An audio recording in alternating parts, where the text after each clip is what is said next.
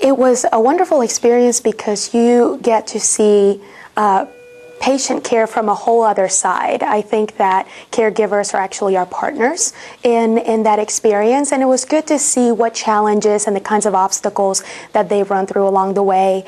It was good to talk to them just to see how they get along in that process and how it is that they actually start viewing themselves and their loved ones during that time, which really is a time of crisis. Sometimes it's prolonged, sometimes it's very short, but the effects are there nonetheless, and it's good for us as practitioners to have that communication with the caregiver, build a rapport, and then understand what kind of challenges they go through so that we can then all become partners in the process of, taking care of those who are ill, in this case, their loved ones. And it was just good to have that sort of conversation with them so that we could, learn more about how it is that they handle that process and how it is that we could be a part of, I guess, a teaching and guidance process through it all.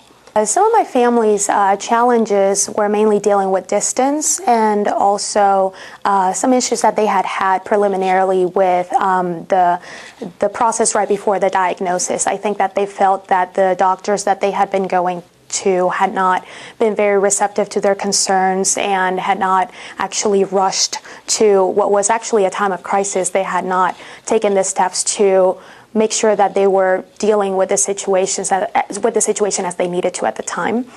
They felt like they were taking too long and they were not being heard. During my conversation with a family member who was staying at the family house, it was of particular attention to me that this was a very strong man.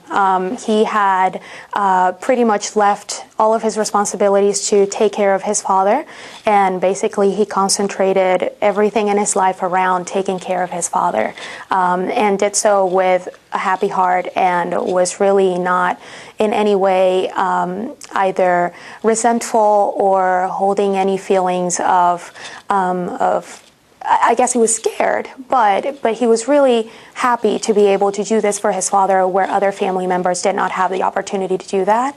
And he had the blessing of also having other people around him that were very supportive. So he had a very good support network, which again speaks to me as a future practitioner because it's one of those things that we want to investigate. We want to know if that individual who is caring for a patient, do they have the tools that they need in order to provide that service away from us, because they're really an extension of us. I found that the students who were a part of this educational experience were all very excited to be there. I think all of us crave the different experiences that we could be seeing in real life. And I think that we get a lot of science-based curricula already. So we were all ready to do things that were more engaging with the patients. We keep hearing that everything has to be patient-centered, but often we forget about the different prongs to patient care. And I think that this was an important one. And I think that we all shared that interest in being a part of this, so that we could learn more about how we could be an instrument in that relationship and really make that work for the patient as well as the caregiver. The toolbox that we received as part of the educational experience was actually very helpful. We were provided with a series of readings so that we could understand the challenges that a lot of the family members who are providing care for their loved ones, some of the challenges that they face, and sparking some of those questions of, how are you doing? How are you handling this? What are you doing for yourself? Because we focus, again, so much on the patient that we forget that there is an individual who is taking care of our patient too. And we need to make sure that we're catering to any obstacles or any challenges.